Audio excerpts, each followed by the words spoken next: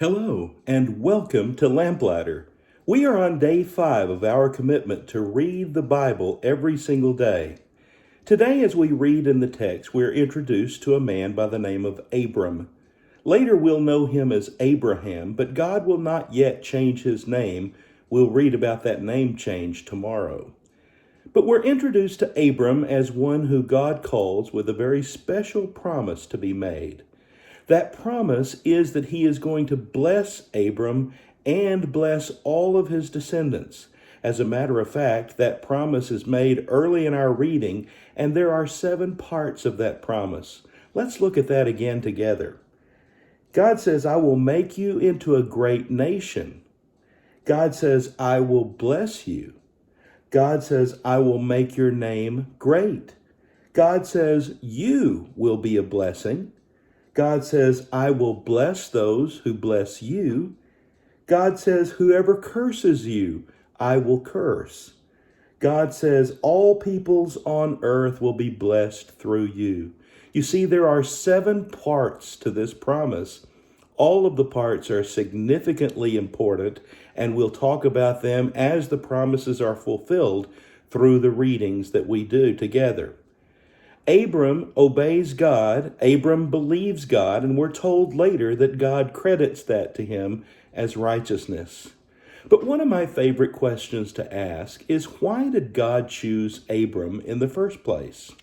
Many people would answer the question and say, well, of course God chooses Abram because Abram is the father of the faithful. Abram is our biblical example of a man of faith. And though those things are true about Abram, it is not because of his faithfulness that God chooses him.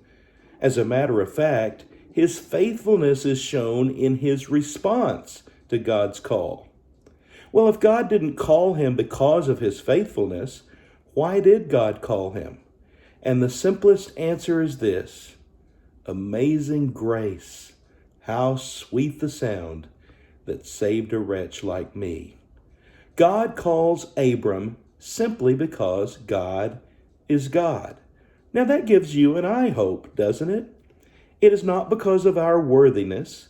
It is not because of our propensity to avoid sin. It is not because of our righteousness that God chooses us today. It's not even because of our faith. It's because of God's grace and his love and his mercy demonstrated to us. Hopefully, we, like Abraham, will respond with a life of faith, doing exactly what God asks us to do. Now, in the reading, we see a weak point in Abram.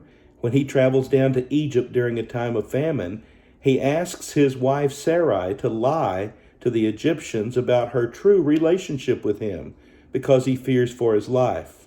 Now, one could read this passage and quickly ask the question, if Abraham is such a model of faith, why does he not trust God enough to deliver him from any trouble he might find in Egypt? And it's a very good question. Abram's faith takes a little bit of a hit in that segment of his life.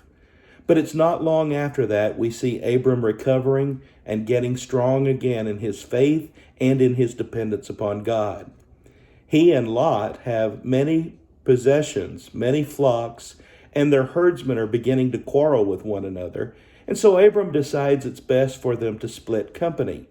He gives Lot first choice of the land. And of course, when given that choice, Lot chooses the very best part of the land, the most fertile part of the land, down around the region of Sodom.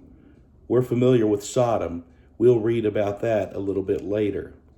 But Abram has the confidence to let Lot choose whichever area he wants. So Lot goes to the area of Sodom down in the Jordan Valley, and Abram and his flocks settle in Canaan. That's the land that God has promised Abram, and Abram is totally convinced that God will fulfill all of his promises, so there is no need to worry. Lot finds himself in a little bit of trouble when there's some wars going on between some of the kings of that area, and he and his family are taken captive. Abram hears about this, and being a warrior who's trusting in God, is able to conquer the foes and deliver his nephew Lot from the trouble that he has found himself in. It's some interesting reading, some great narrative, but the bottom line is this: The story is about God. It's about God's faithfulness to mankind, not so much about man's faithfulness to God.